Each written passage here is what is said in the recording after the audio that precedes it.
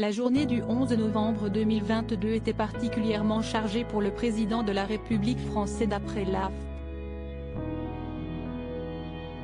Emmanuel Macron a présidé vendredi à Paris la cérémonie de commémoration du 104e anniversaire de l'armistice de 1918, avant un déjeuner à l'Élysée avec des porte-drapeaux, commissaires de la Flamme du Soldat Inconnu et président d'associations d'anciens combattants. Le soir venu, accompagné de son épouse et plus fidèle alliée, l'élégante Brigitte Macron, le dirigeant a reçu de nombreux dignitaires internationaux pour le Forum de Paris pour la paix à l'Élysée. Parmi la longue liste des convives, se distingue l'artiste Youssou N'Dour. Le chanteur sénégalais avait déjà eu l'occasion de s'entretenir avec le couple présidentiel lors de la fête de la musique en juin. Au matin du 11 novembre, le chef de l'État a déposé une gerbe éceste recueillie devant la statue de Georges Clémenceau sur les Champs-Élysées, à quelques mètres du palais présidentiel.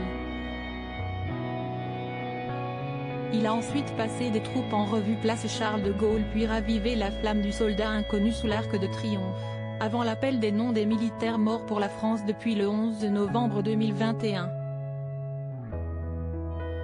Le chef de l'État avait été accueilli à l'Étoile par la première ministre Elisabeth Borne, le ministre des Armées Sébastien Lecornu, les secrétaires d'État Sarah El Haïry, Jeunesse et Service National Universel, et Patricia Mirallet, ancien combattant et mémoire, et le chef d'état-major des armées Thierry Bourcade. Était notamment présent à cette cérémonie l'ancien président Nicolas Sarkozy, la présidente de l'Assemblée nationale Yaël Braun-Pivet, le président du Sénat Gérard Larcher et la maire de Paris Anne Hidalgo, que le président français a salué en compagnie de son homologue argentin Alberto Fernandez.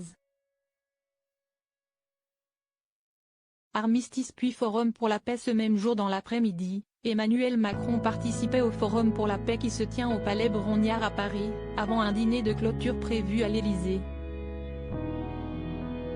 Emmanuel Macron a échangé lors de cette rencontre avec des dirigeants de pays du Sud qui ont appelé à des négociations pour mettre fin à la guerre en Ukraine dont le monde entier subit les conséquences. Emmanuel Macron a reçu également à Paris des femmes iraniennes, dont il a salué la révolution qu'elles sont en train de conduire. On a accueilli avec beaucoup d'honneur et de plaisir une délégation de femmes iraniennes, a déclaré le président français lors du Forum de Paris sur la paix. Je veux ici leur redire vraiment notre respect et notre admiration dans le contexte de la révolution qu'elles sont en train de conduire, a-t-il ajouté.